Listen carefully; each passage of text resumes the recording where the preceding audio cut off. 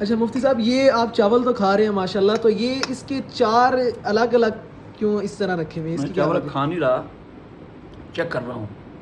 یہ جامعہ میں اچھا بدھ کے دن شام کو چاول بنتے ہیں 8-10 دیگیں، اور ٹھیک اسی ہے طرح ہفتے کو بھی پہلے اتوار کو تھے، ہفتے کو بھی بنتے ہیں صبح وہ جی۔ دال چاول، اور اس وقت میں سادہ چاول چنے پلاؤ کہہ لیں، ہوں تو یہ الگ الگ دیگیں ہیں۔ بالکل تو لے آتے ہیں، میں چیک کرتا ہوں شروع سے ہی، کھانا بھی دوپہر کا بھی چاول بھی، یہ الگ دیگ ہے، یہ الگ دیگ ہے، اچھا، یہ الگ دیگ ہے، یہ الگ دیگ ہے۔ یعنی چاروں الگ دیگوں سے؟ ہاں، یہ ایک پرات میں 4 دیگوں سے لے کے آتے ہیں، تاکہ آپ ہر دیگ سے ایک ایک چمچ لے لیں اور آپ چکھ لیں کہ یہ کیسے ہے۔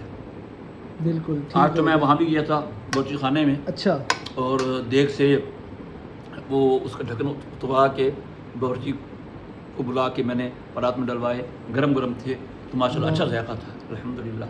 ابھی پھر وہاں جہاں طلباء کھانا کھا رہے ہیں وہاں چلتے ہیں، اور وہاں جا کے دیکھتے ہیں کیسے کھا رہے ہیں۔ یہ آپ کا جی انشاءاللہ چلتے ہیں، یہ آپ کا ظرف اور بڑا پن ہے ماشاءاللہ کہ آپ نے اسی طرح طلباء کو چھوڑا ہوا نہیں ہے، یعنی ہاں نہیں کہ بس جو الحمدللہ۔ کھا رہے ہیں کھا رہے اس کا ہیں۔ یہ ہوتا ہے نا کہ جب بنانے والے کو پتہ ہو کہ چیک ہوگا کھانا، بالکل تو اس سے بہرحال فرق پھر ہمارے بھی نوٹس میں آتا رہتا ہے، ایسے ہی ہے۔ کوئی کمی کوتاہی ہو۔ اب ہفتے کے دن اس میں سادن میں کمی تھی، پتلا شوربہ تھا، تو ہم نے اس باورچی کو بلا کے کہا، اگلے دن بہترین تھا۔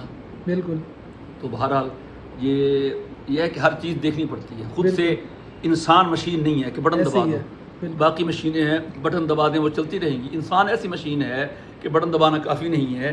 بہرحال دیکھ بھال جو ہے نا ضروری ہے۔ تو یہ دوسرے مدارس والوں کے لیے بھی میں پیغام دینا چاہوں گا کہ بہت اچھا سسٹم ہے کہ آپ طلباء کو کھانا تو فراہم کرتے ہیں، لیکن ساتھ ساتھ اس کی چیکنگ بھی ضروری ہے کہ کس طرح کا کھانا جو ہے آپ کے طلباء کو پرووائڈ کیا جا رہا ہے۔ بہت شکریہ مفتی صاحب۔